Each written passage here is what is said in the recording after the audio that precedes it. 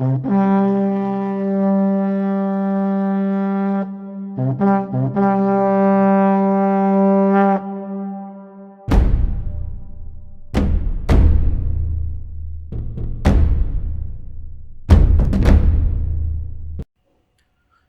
Of Indian history by doctor Mohanlal Gupta में आपका स्वागत है।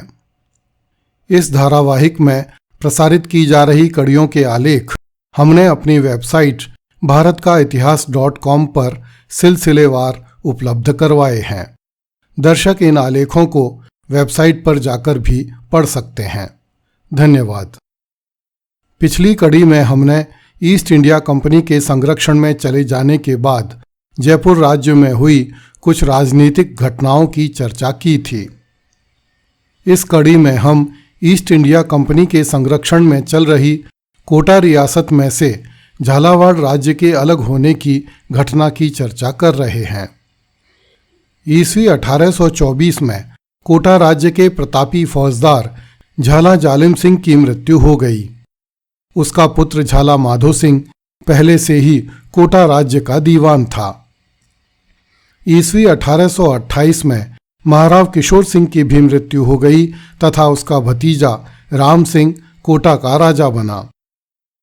जब ईस्वी 1831 में महाराव राम सिंह भारत के governor general Lord William Bentinck के दरबार में भाग लेने के लिए अजमेर गया तो कोटा का दीवान झाला माधो सिंह भी उसके साथ गया।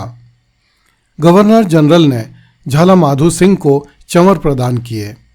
ईस्वी 1833 में झाला माधो सिंह की मृत्यु हो गई तथा उसका पुत्र झाला मदन सिंह कोटा राज्य का दीवान बना।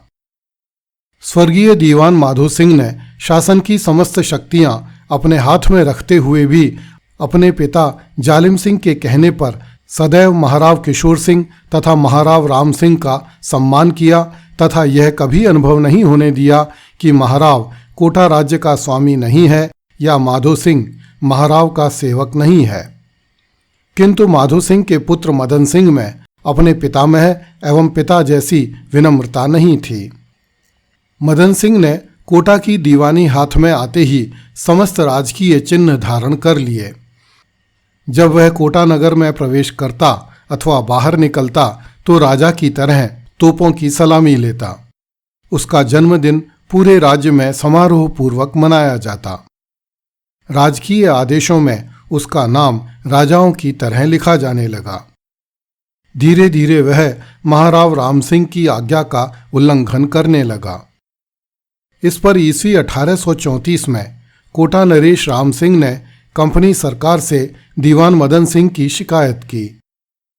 ईस्वी 1818 में ईस्ट इंडिया कंपनी ने कोटा नरेश के साथ जो संधि की थी उसके अनुसार कोटा नरेश तथा उसके उत्तराधिकारी कोटा के महाराव बने रहने थे तथा इस संधि की गुप्त शर्तों के अनुसार झाला जालिम सिंह के वंशज कोटा राज्य के दीवान बने रहने थे। कोटा नरेश राम सिंह को यह अधिकार नहीं था कि वह अपनी मर्जी से किसी को कोटा राज्य का दीवान बना सके। संधि की गुप्त शर्त यह कहती थी कि कोटा नरेश तो राज्य के नाम मात्र के अथवा दिखावे के ही शासक हैं।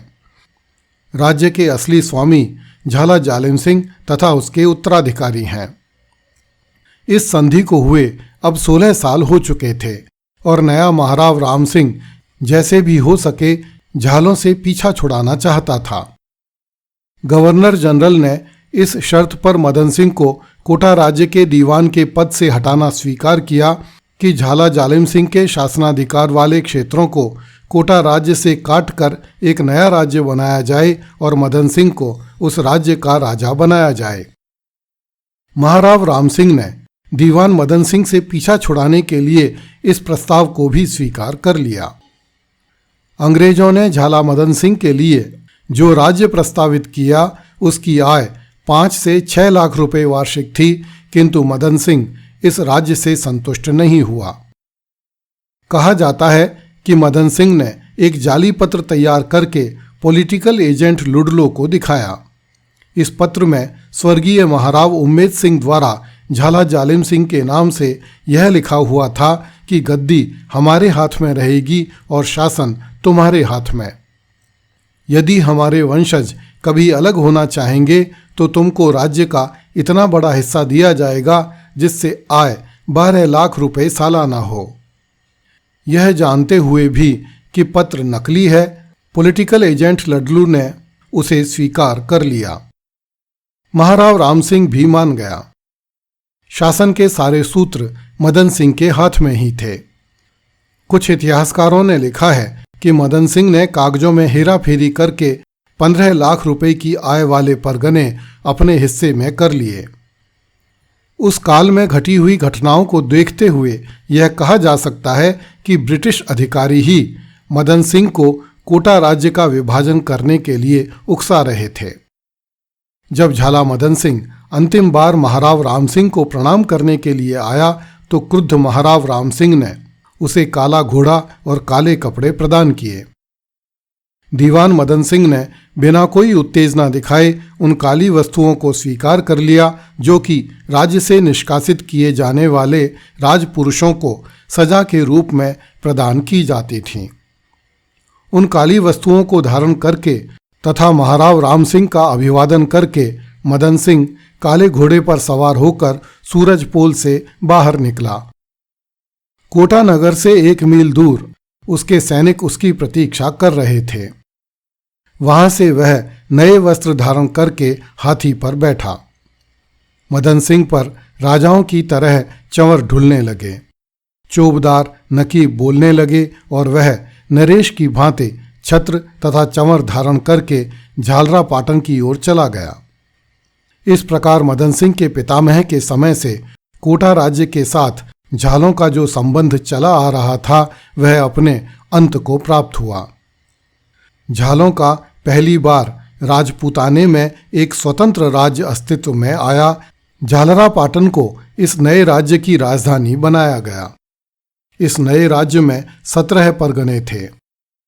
बहुत से जागीरदार जिनकी जागीरें झालावाड़ राज्य में चली गईं, वे कोटा राज्य की सेवा में चले आए तथा महाराव से नई जागीरें मांगने लगे।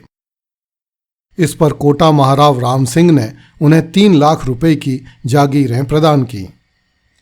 8 अप्रैल 1838 को झालावाड़ नरेश मदन सिंह तथा अंग्रेज सरकार के बीच एक संधि हुई जिसके अनुसार मदन सिंह की राज राणा की उपाधि स्वीकार कर ली गई।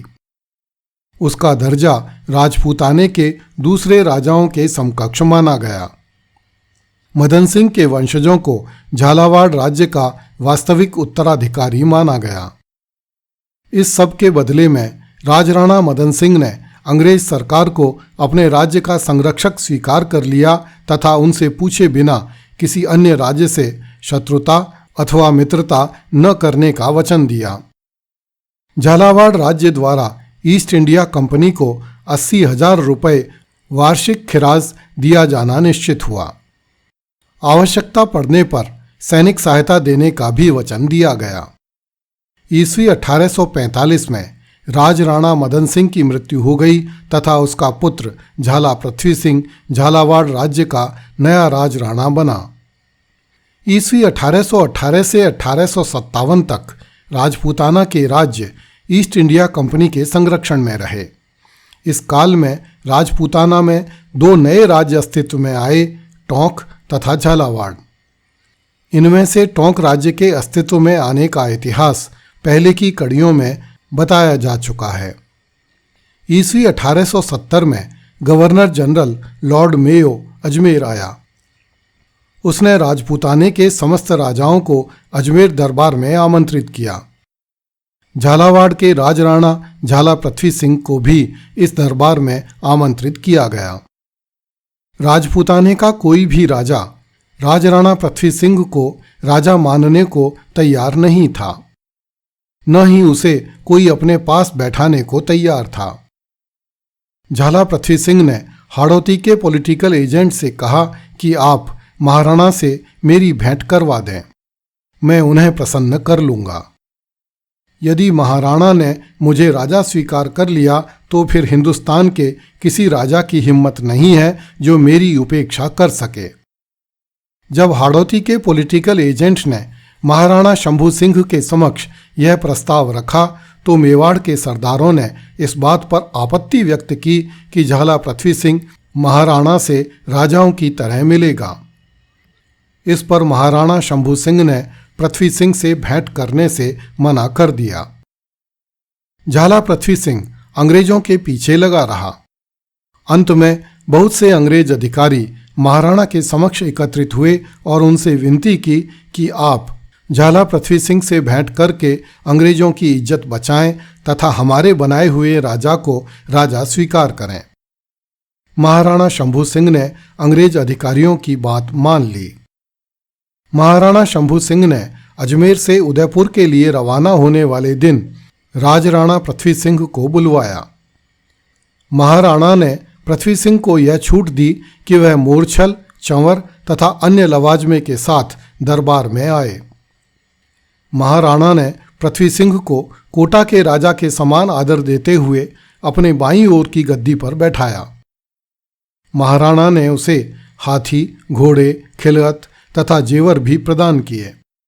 इसके बाद झालावाड़ के राजराणा को राजपूताना के समस्त शासकों ने राजा स्वीकार कर लिया।